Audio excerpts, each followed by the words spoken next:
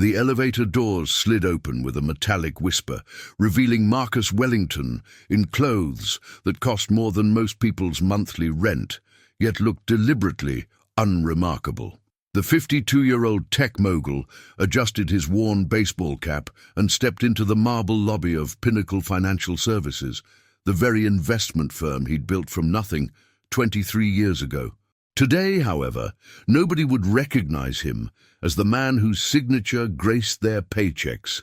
The security guard barely glanced up from his newspaper, and the receptionist continued her phone conversation about weekend plans, oblivious to the fact that their boss stood 3 feet away, invisible in plain sight. Marcus had spent months planning this moment. The idea had crystallized during a sleepless night 6 weeks earlier, when his daughter Zoe had called him crying from her freshman dorm at Columbia. She'd overheard her roommate's father, a Pinnacle client, making casual remarks about those people and their supposed inability to handle wealth responsibly. The conversation had cut deeper than any business setback Marcus had ever faced, because it revealed a truth he'd been avoiding for decades. Success had insulated him from the very prejudices that had shaped his journey, but it hadn't eliminated them. They'd simply learned to hide behind polished smiles and corporate courtesy.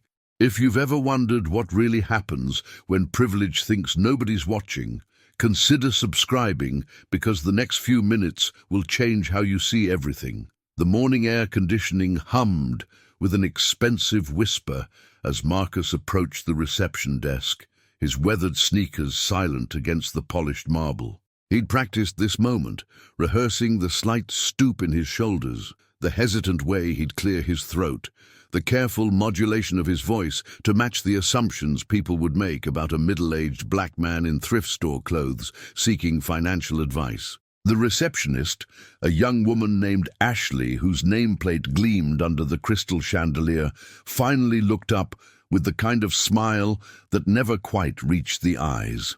"Can I help you?"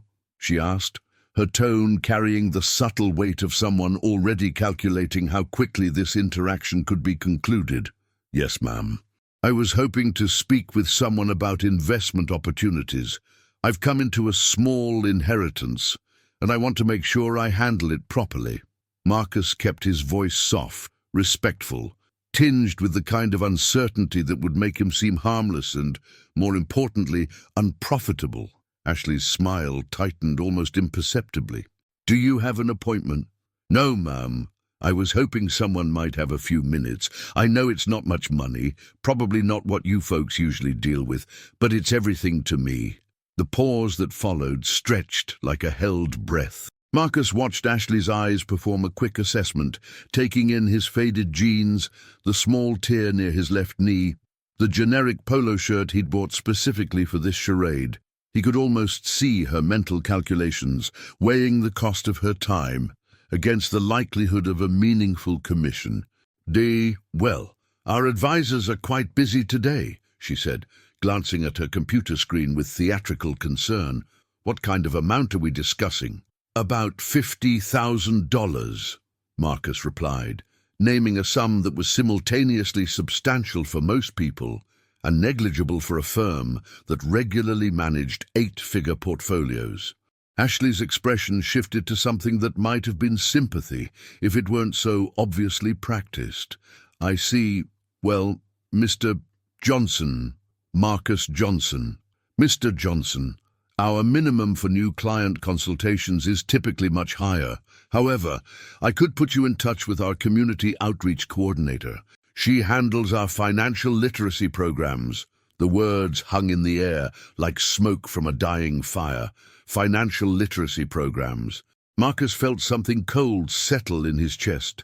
Not anger exactly, but a familiar weight he'd carried since childhood in Detroit, when teachers would automatically place him in remedial classes despite his straight A's, when bank tellers would scrutinize his mother's checks with suspicious intensity, when college counselors would steer him toward more realistic career paths. "I appreciate that," Marcus said carefully, "but I was really hoping to speak with an actual advisor. This inheritance, it's from my grandmother, And she always said I should be smart about money. I've been reading about investments, trying to educate myself." Ashley's fingers drummed against her desk, a soft percussion that seemed to mark time while she decided how much effort this conversation deserved. Behind her, the office buzzed with the quiet energy of serious money being moved and managed. Marcus could see through the glass partition into the main floor, where his employees, people he'd hired and mentored and trusted, went about their daily routines. Sarah Chen was explaining something to a client, her hands moving in animated gestures. David Rodriguez was on the phone, probably closing another deal. Jennifer Walsh was reviewing documents, her red pen moving with surgical precision. "Let me check if anyone has a cancellation," Ashley said finally, her tone suggesting this was an extraordinary favor. She picked up her phone and dialed an extension, turning slightly away as if to create privacy for a conversation that Marcus, as the actual owner of the company, had every right to hear.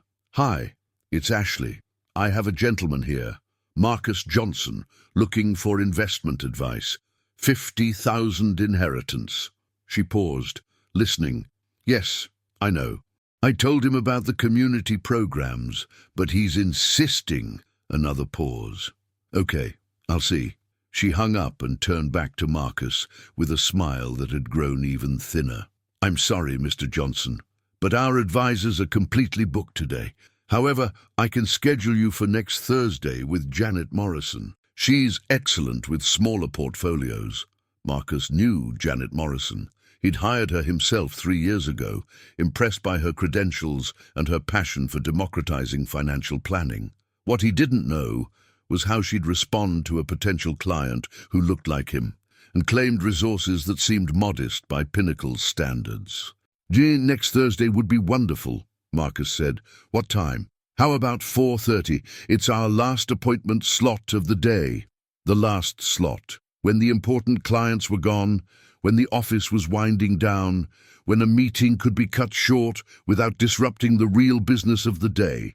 Marcus nodded and provided a phone number, one of several he maintained for various business purposes, this one registered to a Marcus Johnson in a modest apartment across town. As he turned to leave, Marcus caught a glimpse of his reflection in the polished elevator doors. The man staring back looked tired, older somehow, as if the weight of pretense had added years to his face.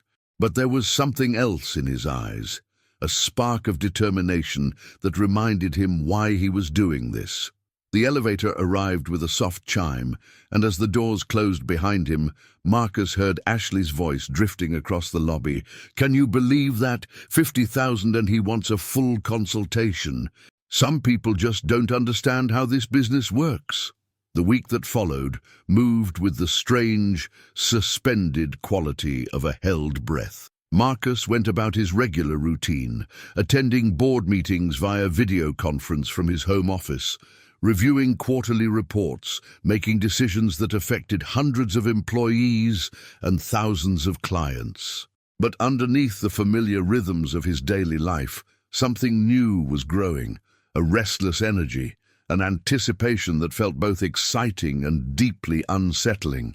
He found himself studying his own company with fresh eyes, noticing things that had become invisible through familiarity. The way the marketing materials featured diverse faces, but somehow managed to convey an unmistakable message about who truly belonged in their world. The subtle hierarchies that determined which clients got corner offices for their meetings and which got the smaller conference rooms near the break area. The unspoken understanding that certain types of wealth were more welcome than others. On Tuesday evening, Marcus sat in his study, surrounded by the trappings of his success. Awards lined the walls. Photographs captured handshakes with politicians and celebrities. And through the floor-to-ceiling windows, the city sparkled like a circuit board against the darkness. His wife Elena found him there, staring at a framed article from Forbes that had featured him in their Self-Made Billionaires issue 5 years earlier. "You've been quiet lately," she said, settling into the leather chair across from his desk. After 28 years of marriage, Eleanor could read his moods like weather patterns, sensing storms long before they broke. Am I just thinking about the business? Marcus replied, which was true enough, though incomplete. The same business that's been thriving for over 2 decades. The one that just posted record profits?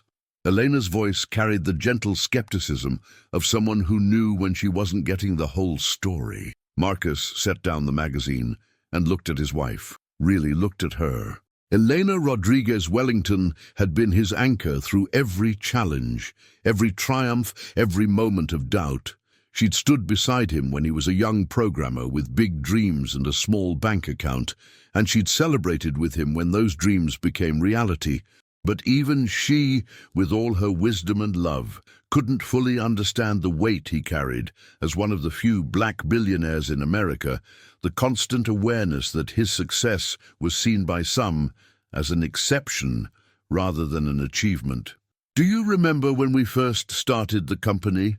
Marcus asked. "And how hard it was to get that initial funding?" Elena smiled, though her eyes remained concerned. 27 rejections before someone finally said yes. You kept a list. I still have that list. 27 investors who couldn't see past their assumptions long enough to recognize a good opportunity. Marcus picked up a paperweight from his desk, a smooth piece of obsidian that Elena had given him for luck during those early days. "I used to think that once we proved ourselves, once we became successful, that would change things. That success would make us invisible in the best way, judged only by our results. And it has changed things," Elena said softly. "Look what you've built. Look at the lives you've changed, the opportunities you've created. But what if it's only changed for us? What if the same prejudices are still there, just hidden better?" Elena was quiet for a long moment, studying her husband's face. "What are you planning, Marcus?" He told her about Zoe's phone call, about the comments that had shattered his daughter's faith in the world they'd worked so hard to build for her. He explained his decision to visit Pinnacle as Marcus Johnson, to see his own company through the eyes of someone who looked like him but lacked his resources and reputation. "And what do you hope to accomplish?" Elena asked when he finished. "I want to know the truth. Not the polished version we present to the world, not the diversity statistics we include in our annual reports, but the real truth about who we serve and how we serve them." Elena reached across the desk and took his hand. "And if the truth is ugly, then we fix it, we do better. We become the company I thought we already were." Thursday arrived with the kind of crisp autumn clarity that made the city look like a postcard. Marcus dressed carefully in the same clothes he'd worn the previous week, adding a few strategic wrinkles and a coffee stain on his sleeve that he'd practiced making look accidental. He took the subway instead of his usual car service, standing among the commuters and construction workers and students, remembering a version of himself that had ridden these same trains with dreams bigger than his bank account. The Pinnacle building rose before him like a monument to ambition, its glass and steel facade reflecting the morning sun in brilliant fragments. Marcus paused on the sidewalk, watching the stream of employees and clients flowing through the revolving doors.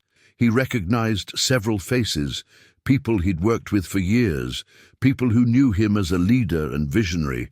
Today, he would discover if they knew him as a human being. Ashley was at her post behind the reception desk, looking polished and professional in a way that suggested she took pride in being the first impression of the company. She looked up as Marcus approached, and he watched her face cycle through a moment of non-recognition before settling into the same careful courtesy she'd shown him the previous week. "Mr. Johnson," she said with a smile that seemed marginally warmer than before. "Right on time for your appointment with Janet." "Yes, ma'am, I'm looking forward to it." Ashley picked up her phone and dialed an extension. "Janet, your 4:30 is here." A pause. "Yes, Mr. Johnson." Another pause, longer this time. "And okay, I'll send him back." She hung up and gestured toward the hallway that led to the advisor offices. "Conference room 3. Janet will be right with you." Marcus walked down the familiar corridor, past offices where he'd celebrated promotions and consoled employees through difficult times, past conference rooms where he'd made decisions that shaped the company's future. Conference Room 3 was one of the smaller spaces, adequate but unremarkable, with a view of the building's air conditioning units rather than the city skyline. He was studying the generic motivational posters on the walls when Janet Morrison knocked and entered. Marcus had always liked Janet, a woman in her early 40s with an infectious enthusiasm for financial planning and a genuine desire to help people achieve their goals.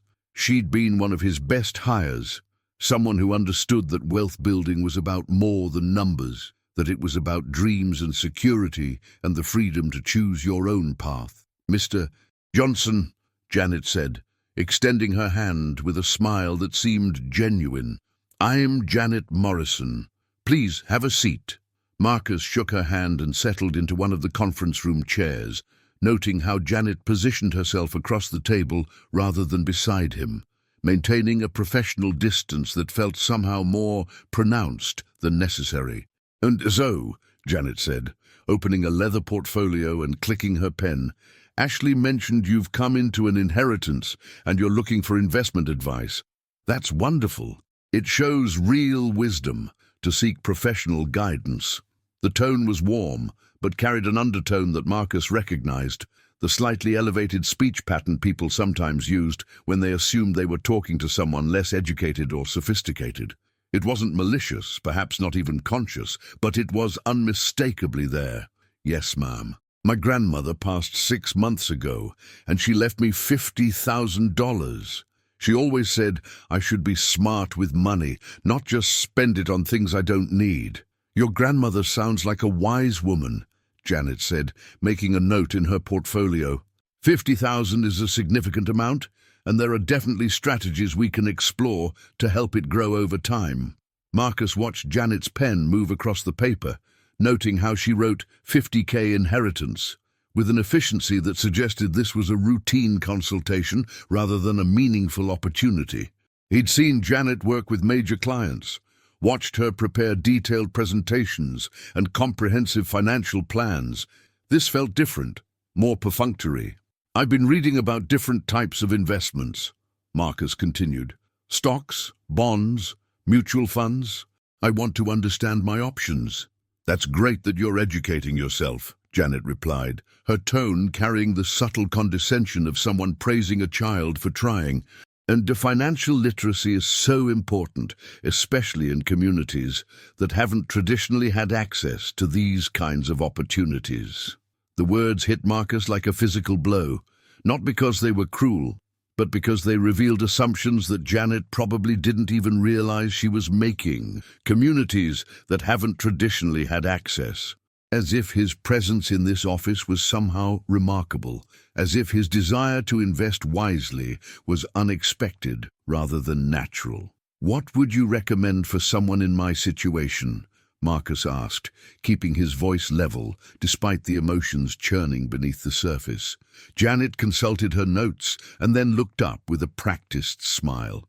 "Well, given the amount we're working with and your experience level, I'd suggest starting with something conservative and straightforward.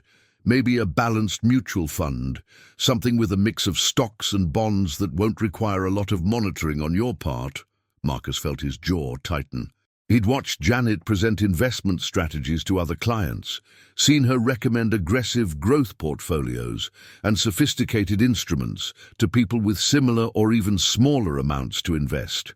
The difference was that those clients had been white, well-dressed, and presumed to have financial sophistication. "What about individual stocks?" Marcus asked. "I've been following some technology companies that seem promising." Janet's smile became slightly strained. "Individual stocks can be quite risky, especially for someone just starting out. It's easy to lose money if you don't have experience reading financial statements and understanding market trends. I really think a mutual fund would be more appropriate. But don't some of your clients invest in individual stocks?" "Well, yes, but those are typically clients with larger portfolios and more experience. They can afford to take risks because they have other assets to fall back on." Marcus leaned forward slightly. What if I told you I was willing to take some risks? That I've been studying the market and I understand the potential for losses. Janet's discomfort was becoming more visible, her professional composure cracking slightly around the edges. Mr. Johnson, I appreciate your enthusiasm, but my job is to protect you from making costly mistakes. A balanced fund will give you steady growth without the volatility of individual stocks. The conversation continued for another 20 minutes, with Janet consistently steering Marcus toward the most conservative, least profitable options available.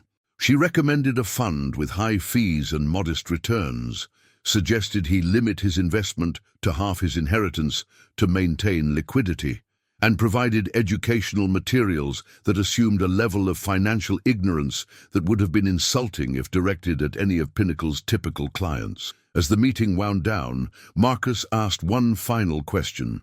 What kind of returns could I expect from the investments you're recommending? Janet consulted her materials. Historically, you might see annual returns of 4 to 6%, minus fees. It's not exciting, but it's safe and steady. 4 to 6%. Marcus knew that Janet had recommended portfolios targeting 12 to 15% returns to other clients just that week. The difference wasn't based on market conditions or risk tolerance. It was based on assumptions about what someone like Marcus Johnson could handle, what he deserved, what he was capable of understanding. I'll need to think about it, Marcus said, standing and shaking Janet's hand again. Of course, Janet replied. Take your time, and Mr. Johnson. Don't let anyone pressure you into anything too complicated. Stick with what you can understand. Marcus left the conference room with Janet's business card and a folder full of educational materials about basic investing principles. As he walked back through the lobby, he caught Ashley's eye and nodded his thanks. She smiled and returned to her work, probably already forgetting about the modest black man who'd taken up 30 minutes of the company's time for a $50,000 consultation. The elevator ride to the parking garage felt longer than usual. Each floor marking a descent, not just through the building, but through layers of realization that Marcus wasn't sure he was ready to face. He sat in his car for several minutes before starting the engine, staring at the concrete walls and fluorescent lights while processing what had just happened. This was his company. These were his employees, the policies they followed, the culture they embodied, the assumptions they made. All of it flowed from decisions he had made or allowed to be made. The discrimination he'd just experienced wasn't the work of rogue employees or outdated systems. It was the predictable result of blind spots he'd been too successful, too insulated, too comfortable to see. Marcus drove home through the evening traffic, his mind churning with questions that had no easy answers. How many potential clients had been turned away or steered towards suboptimal investments because of assumptions about their race, their appearance, their perceived sophistication? How many talented individuals had been overlooked for positions because they didn't fit the unspoken image of what a successful financial advisor should look like? How many times had his company's commitment to diversity been undermined by unconscious biases that operated below the surface of polite professionalism? That night, Marcus sat in his study again, but this time he wasn't alone. Elena had joined him, along with their daughter Zoe, who'd driven down from Colombia for the weekend. Marcus had called her after his meeting with Janet, needing to hear her voice, needing to reconnect with the reason he'd started this investigation in the first place. "So what happens now?" Zoe asked. She was 20 years old, brilliant and idealistic in the way that made Marcus both proud and protective.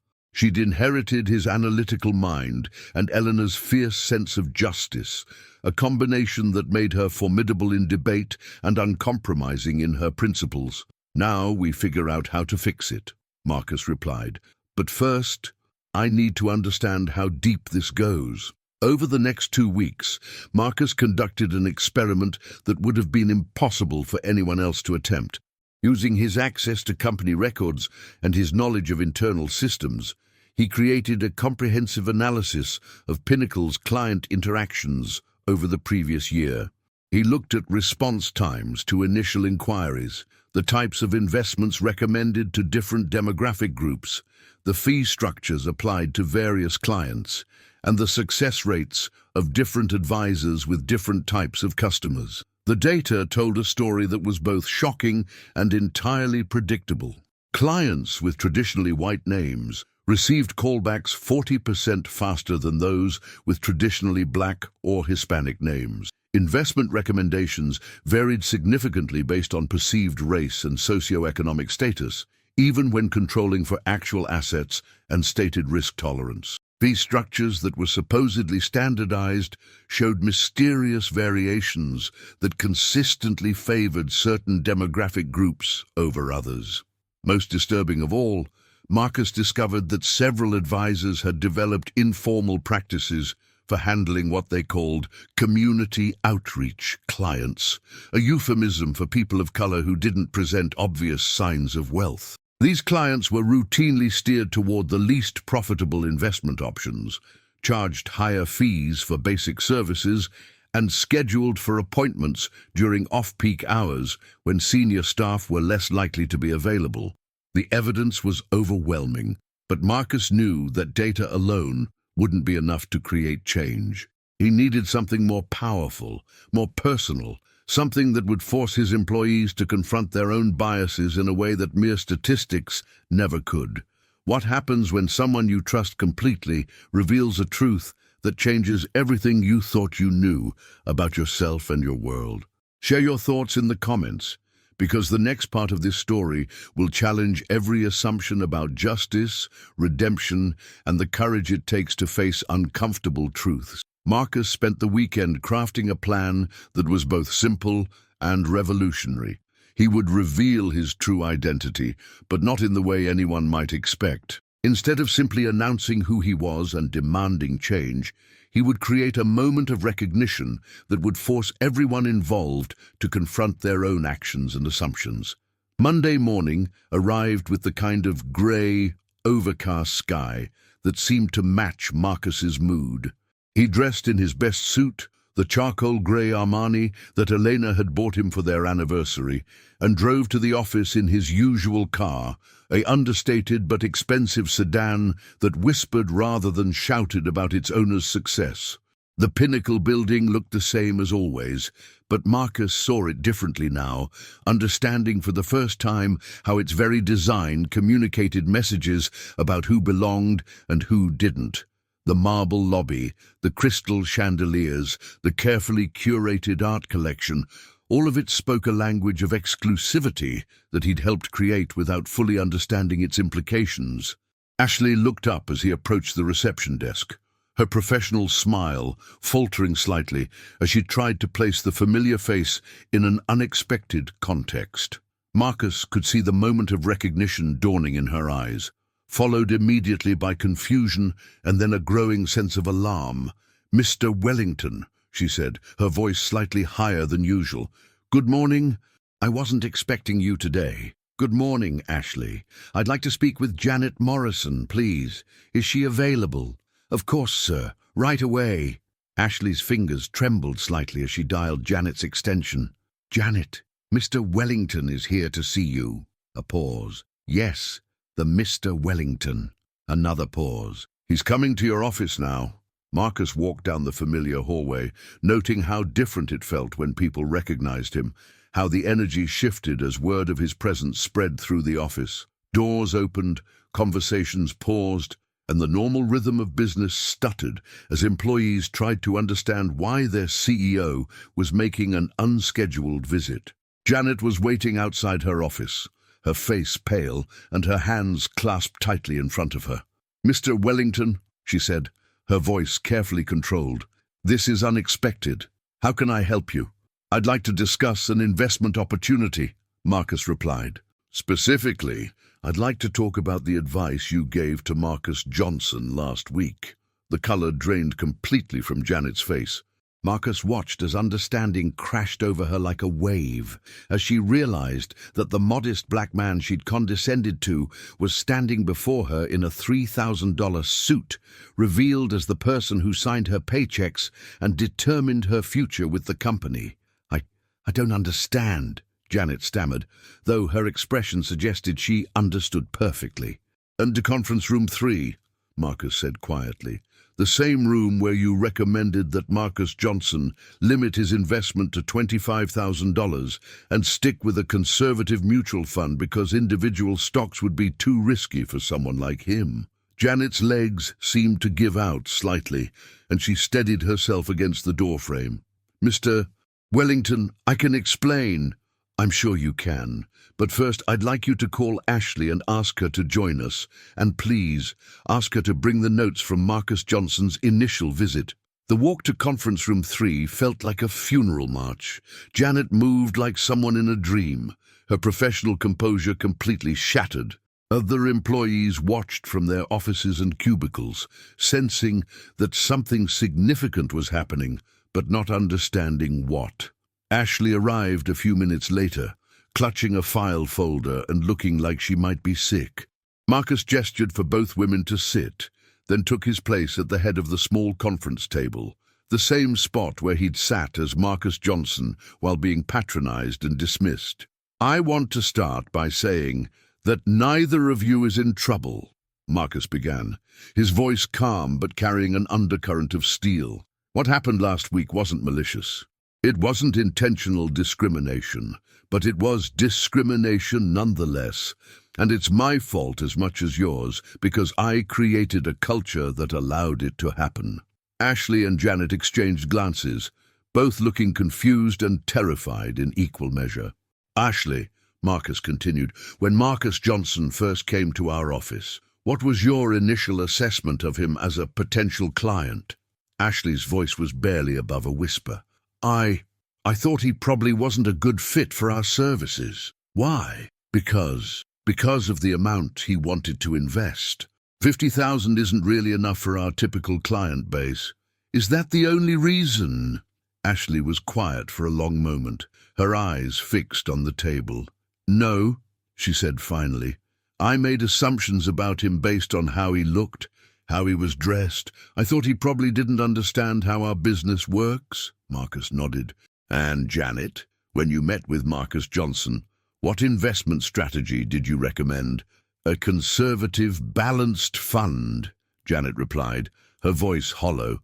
"Agree with annual returns of 4 to 6%. And if a white client had come to you with the same $50,000 and the same stated interest in learning about investments, what would you have recommended?" Janet closed her eyes. I would have presented a range of options: growth funds, individual stocks, maybe some international exposure. I would have assumed they could handle more sophisticated investments, even though Marcus Johnson specifically asked about individual stocks and demonstrated knowledge of the market. Yes, the silence that followed was deafening. Marcus could hear the air conditioning humming, the distant sound of traffic from the street below, the soft tick of the wall clock marking time in a moment that would change everything. "I want you both to understand something," Marcus said finally. "What happened last week happens every day in offices across this country. It happens in banks and law firms and medical practices and real estate agencies. It happens when well-meaning, professional people make assumptions based on appearance rather than ability, when unconscious bias masquerades as business judgment." He stood and walked to the window, looking out at the city where he'd built his fortune and his reputation. "Did I've spent 23 years building this company, and I thought I'd created something different.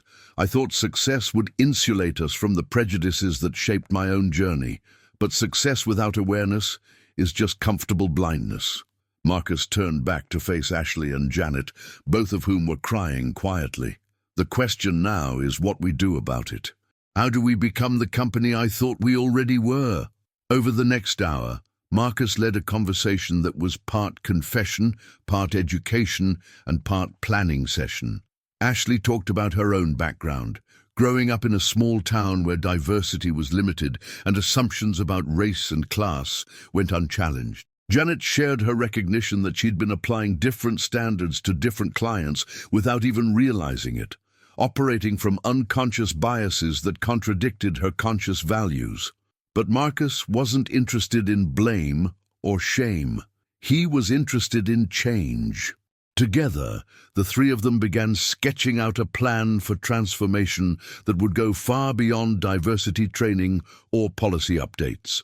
They talked about restructuring the client intake process to eliminate bias points, implementing blind review procedures for investment recommendations, and creating accountability measures that would track outcomes rather than just intentions. "Oh, this can't be a one-time conversation," Marcus emphasized. "This has to be an ongoing commitment, a fundamental shift in how we operate." As the meeting concluded, Marcus made a decision that surprised even himself. "I want to schedule a company-wide meeting for Friday afternoon. I'm going to tell everyone what happened, what I learned, and what we're going to do differently." Ashley looked alarmed. "Sir, are you sure that's wise? It might create legal liability or damage the company's reputation." Marcus smiled for the first time since the conversation began. "Today, Ashley, our reputation should be based on how we handle our mistakes, not on pretending we don't make them. And as for legal liability, the biggest risk we face is continuing to operate with systems that discriminate against potential clients." The news of Friday's mandatory meeting spread through the office like wildfire. Rumors flew about layoffs, acquisitions, major policy changes. Marcus let the speculation build, knowing that the reality would be more impactful than anything people were imagining. Friday afternoon arrived with the kind of crisp clarity that made the city look newly minted. The main conference room was packed, with additional staff joining via video conference from satellite offices. Marcus stood at the front of the room, looking out at faces he'd known for years, people he'd hired and promoted and trusted with his vision for the company. "Only 3 weeks ago," he began, "I walked into our lobby dressed in clothes from a thrift store, claiming to be a man named Marcus Johnson who'd inherited $50,000 and wanted investment advice." The room went completely silent. Marcus could see comprehension dawning on various faces, shock and embarrassment and understanding spreading like ripples across a pond. "What I discovered shocked me, not because it was malicious or intentional, but because it revealed blind spots in our company culture that I'd been too successful, too insulated, too comfortable to see." Marcus spent the next 30 minutes walking through his experience, sharing the data he'd compiled, and explaining the systemic changes he planned to implement. He talked about unconscious bias, about the difference between intention and impact, about the responsibility that came with managing other people's financial futures. "I'm not sharing this to embarrass anyone or assign blame," he said, "but I'm sharing it because we can't fix problems we refuse to acknowledge, and we can't serve all of our community if we only see part of it clearly." The questions that followed were thoughtful and sometimes painful. Sarah Chen asked how long these biases had been affecting client outcomes. David Rodriguez wondered whether the company's hiring practices had similar blind spots. Jennifer Walsh raised concerns about how to measure progress and ensure accountability. But the most powerful moment came when Janet Morrison stood up, her voice shaking but determined. "I want to apologize publicly for my role in what happened. Mr. Wellington trusted me to serve all clients with equal professionalism and expertise, and I failed that trust. I failed Marcus Johnson, and I failed the values this company is supposed to represent." Her words opened a floodgate of reflection and commitment. Other employees shared their own experiences with bias, both as perpetrators and victims. The conversation that Marcus had planned for an hour stretched to nearly 3 hours, becoming a cathartic examination of assumptions and prejudices that had operated below the surface for years. As the meeting concluded, Marcus announced the formation of an Equity and Inclusion Task Force, chaired jointly by Janet Morrison and Ashley Thompson. Their first assignment would be to conduct a comprehensive audit of company practices and develop recommendations for systemic change. "This isn't about political correctness or checking boxes," Marcus emphasized. "This is about being the company our clients deserve, the company our employees can be proud of, and the company that truly serves our entire community. The months that followed brought changes that rippled through every aspect of Pinnacle's operations. The client intake process was redesigned to minimize bias points, with initial consultations conducted through structured interviews that focused on financial goals rather than assumptions about sophistication or experience. Investment recommendations were subjected to blind review processes, with senior advisors evaluating proposals without knowing the demographic characteristics of the clients involved. More importantly, the company culture shifted in ways that couldn't be measured by policies or procedures. Employees began having conversations about bias and privilege that had never happened before. Training programs evolved from one-time workshops to ongoing dialogues about serving diverse communities effectively. Client satisfaction scores improved across all demographic groups, but the most significant gains came from communities that had previously been underserved. 6 months after his experiment, Marcus received a letter that made all the difficult conversations and uncomfortable revelations worthwhile. It was from a young Latina woman named Maria Santos, who had visited Pinnacle seeking advice about investing her savings from years of working multiple jobs while putting herself through nursing school. "Dear Mr. Wellington," the letter began, "I wanted to thank you for creating a company that saw my potential instead of my limitations. When I first came to your office, I was nervous that I wouldn't be taken seriously because I'm young and don't have a lot of money yet. But Janet Morrison treated me like I was her most important client, explaining different investment options and helping me understand how to build wealth over time. Because of her guidance, I've been able to start investing in my future in ways I never thought possible." Marcus read the letter twice, then called Janet into his office to share it with her. The woman who had once steered Marcus Johnson toward conservative investments because of her assumptions about his capabilities had become one of the company's most effective advocates for inclusive financial planning. "How does it feel?" Marcus asked, as Janet finished reading Maria's letter. "Like redemption," Janet replied, her eyes bright with tears. "Like becoming the advisor I always thought I was, but never actually had been." The transformation at Pinnacle didn't go unnoticed in the broader financial industry. Marcus began speaking at conferences about unconscious bias in wealth management, sharing his story and the lessons his company had learned. Other firms reached out for guidance on implementing similar changes, and Marcus found himself becoming an unlikely advocate for equity in financial services. But the most meaningful validation came from his daughter, Zoe, who called him one evening during her junior year at Columbia. "Dad," she said, her voice filled with pride, "I heard you speak at the diversity conference last week. My roommate's father was there, the same one who made those comments about those people and money. He came up to me afterward and said your presentation changed how he thinks about his own biases. He's implementing changes at his company based on what you shared." Marcus felt something settle in his chest, a weight he'd carried for so long that he'd forgotten it was there. "How does that make you feel?" "Like my father is exactly the man I always believed him to be," Zoe replied. "And there's someone who doesn't just achieve success, but uses it to make the world more fair for everyone." The story of Marcus Wellington's experiment spread beyond the financial industry, becoming a case study in business schools and a reference point for discussions about privilege, bias, and corporate responsibility. But for Marcus himself, the most important outcome was simpler and more personal. He had discovered that true success wasn't measured by the wealth you accumulated or the recognition you received, but by the barriers you broke down and the opportunities you created for others. The black millionaire who pretended to be poor had learned that the most shocking discovery wasn't about other people's prejudices, but about his own power to change them. 2 years later, Pinnacle Financial Services was recognized as one of the most inclusive wealth management firms in the country, with client satisfaction scores that consistently ranked in the top percentile across all demographic groups.